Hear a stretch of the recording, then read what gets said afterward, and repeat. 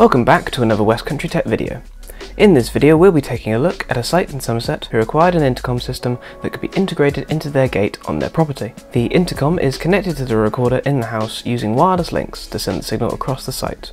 They also have the added benefit of broadcasting the Wi-Fi to the secondary house on site, as well as the exterior areas on the site as well. The intercom is installed to the exterior of the site. Anyone arriving on site can use the call button indicated to contact the owner and be allowed or denied entry to the site. The camera on the intercom allows the owner to monitor the exterior of the site as well as when a visitor arrives, and the intercom is equipped with two-way audio. The control pad allows the owner to open the gate, and the gate is set on a timer to reset after it has been opened.